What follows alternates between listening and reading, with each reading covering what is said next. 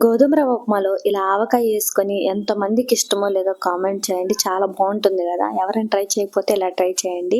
ఉప్మా ఇష్టం లేని వాళ్ళు కూడా చాలా ఇష్టంగా ఇక్కడ ఒక గ్లాస్ అయితే ఉప్మా రవ్వ అయితే తీసుకున్నాను. దాన్ని కలర్ మారేంత వరకు ఫ్రై చేసుకొని కలర్ మారిన తర్వాత తీసి ఒక ప్లేట్ లో పెట్టుకోవాలి. 1 టేబుల్ స్పూన్ ఆయిల్ వేసుకొని తాలింపు దినుసులు వేసుకోవాలి. సన్నగా తరుక్కున్న పచ్చిమిర్చి, సన్నగా తరుక్కున్న ఉల్లిపాయలు వేసుకొని వేగిన తర్వాత దాంట్లో టమాటా వేసుకోవాలి. అది బాగా మగ్గిన తర్వాత కరివేపాకు, పల్లీలను వేసుకొని ఫ్రై చేసుకోవాలి. 2 గ్లాసుల రవ్వకి 5 గ్లాసులు అయితే వాటర్ తీసుకుంటున్నాను. దాంట్లో కొద్దిగా ఉప్పు వేసుకొని బాగా బాయిల్ అయిన తర్వాత మరుగుతున్నప్పుడు అయితే రవ్వను వేసుకొని సిమ్ములోనే బాగా దగ్గర పడి ఉడుకుతున్నప్పుడు అయితే బాగా కలుపుకోవాలి. అడుగు అంటుతుంది. ఇలా దగ్గర పడి ఉడుకుతున్నప్పుడు వేయించి పెట్టుకున్న జీడిపప్పులను వేసుకొని మొత్తం ఒకసారి కలుపుకోవాలి.